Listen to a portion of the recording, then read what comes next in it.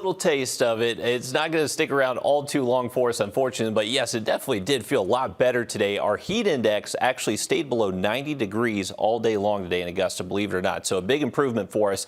And with that lower humidity, that's going to allow our temperatures tonight drop back down into the mid 60s overnight. So it's going to be a great start to our Friday.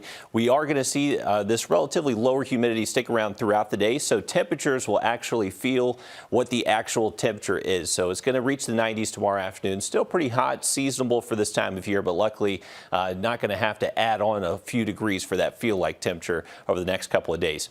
For those under the lights and Friday night football games, we're looking at temperatures to stay in the 80s around kickoff, mostly clear skies as we head through game time, and temperatures should be in the 70s as we end off those games. And best of luck to all your teams out there tomorrow night. Weekend forecast for us here in Augusta, looking to stay near 94 for both days, and we'll likely see some morning temperatures in the 60s again Saturday, but by Sunday we're back to those muggier wake-up temperatures near 70 degrees, and that's going to be a sign of just kind of gradually ticking up those temperatures into next week.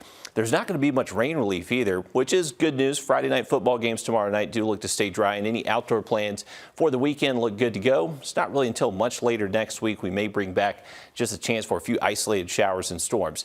I'm looking at a lot of different models tonight, and I can't really find any model over the next 7 days to bring us more than a quarter inch of rainfall. So looking at the American and European model, all these keep everywhere across the CS area, generally less than a quarter of an inch over the next 7 days. So make sure those sprinklers are on once again.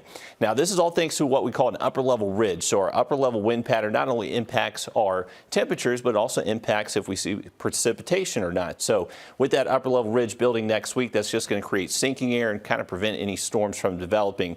And this is where the heat is going to come into play next week as well. So as this continues to build east, that's where our temperatures are going to go up. And what's also interesting, you may have saw this in the headlines, Hurricane Hillary is actually forecast to impact Southern California early next week, and that's actually what's going to nudge this ridge towards us and bring us those hotter temperatures as we head past Monday next week.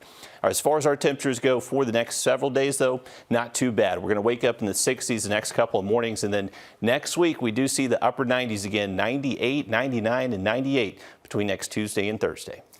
Some breaking news tonight out of Maui. The county